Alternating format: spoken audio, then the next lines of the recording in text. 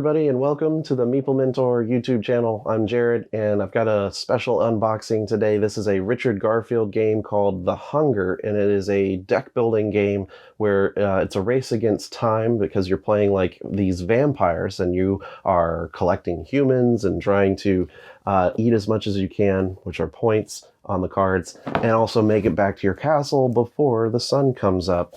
And it's a lot of fun. I've played it 2 or 3 times, and now this is a copy for myself because I really like the game.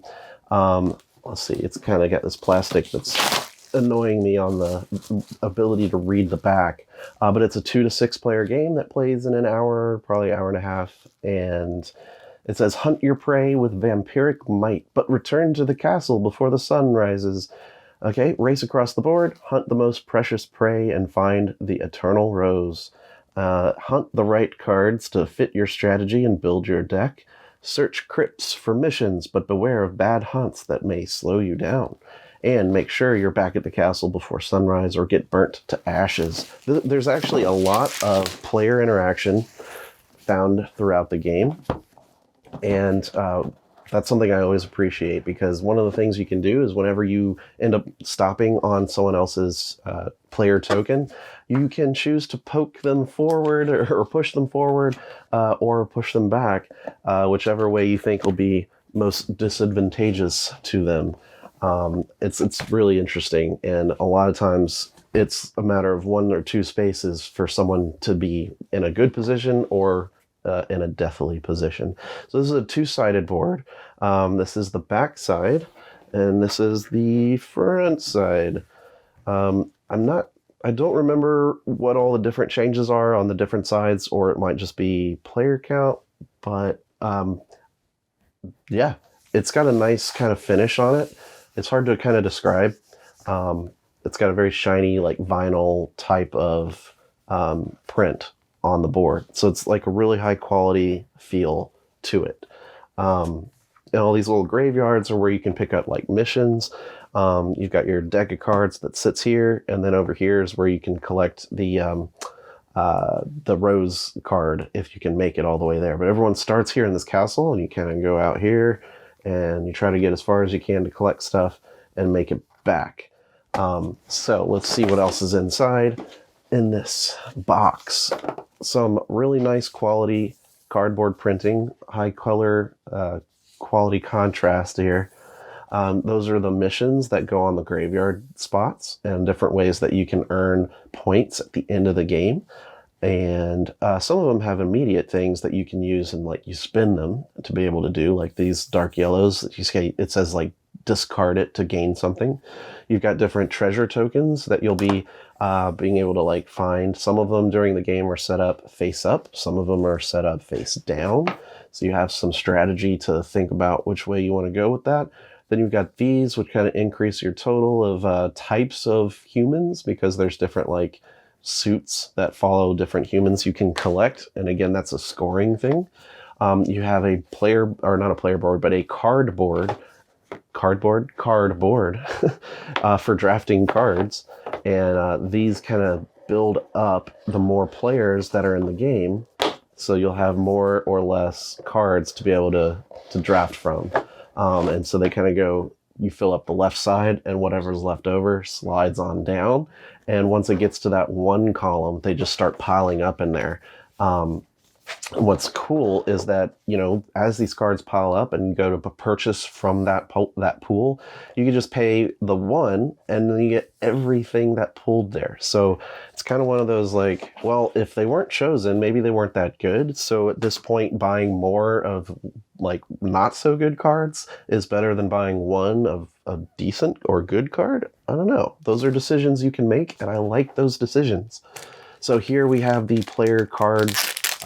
Kind of just sits in front of you and tells you where your player cards go, because you can digest, you can digest humans. So you basically get them out of your deck, because mostly they clog things up for you. They don't really offer you many points to spend on whether it's moving or purchasing new cards. And so those human cards, while worth points, they don't, as you can see with the number up here, They don't often help you during your run, you know, back and forth.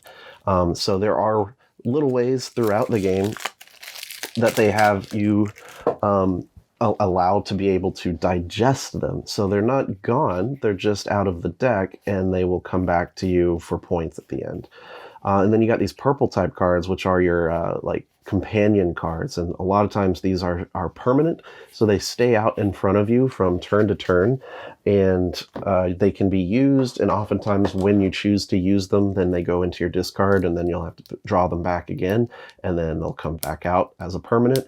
And so they give you some like ongoing type abilities, or at least more options as you're playing, which is always a good thing. So here's another couple companions you can see. So having the abilities is good. Obviously, a lot of these aren't going to help you when you first play them. They're not going to add any of this action point value.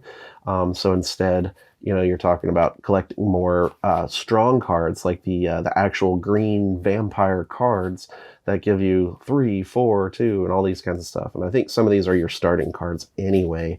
But all the same, those are where you're going to get the most of your points, action points, not victory points. These look like to be some of the promo cards mentioned on the box cover. So we'll take a quick look at these promos. And I'll probably end up sleeving these because these get shuffled quite a bit. And just like other deck builders, when you draw your cards, it's going to be only 3 cards instead of like 4 or 5, like typical deck builders. So what you can do is much more limited. And so that's where these permanents, I think, are a really big deal, to be able to add some options. And even though you want to hunt humans and get points, you could end up dying because you draw the wrong cards. You don't have enough action points to keep moving while the time track is just moving along, and eventually you're gonna die. So the first time I played, everyone survived, and the second time I played, only one person survived. So I think a lot of us got a little greedy at the end on how far we were gonna go or how much we were gonna hunt and that kind of stuff. So that's kind of how the game works. You can see the artwork here, a lot of unique art for each card, and they're all named, which is neat as well. So that's what's in here for cards. And then of course these are the tokens that you'll have to use in the game.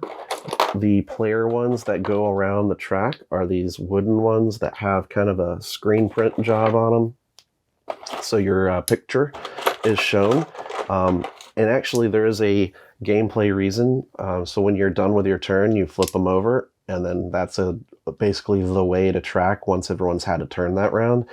Turn order is essentially done like furthest from the castle goes first, that kind of thing.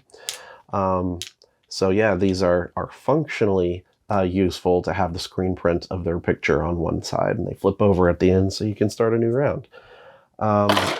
And these would just be your scoring tokens.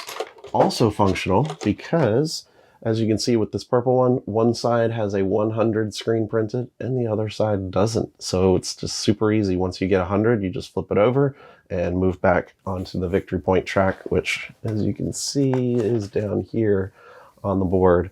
So these, start out there, and you just move the track. You go past 100, you're back there. Ta-da!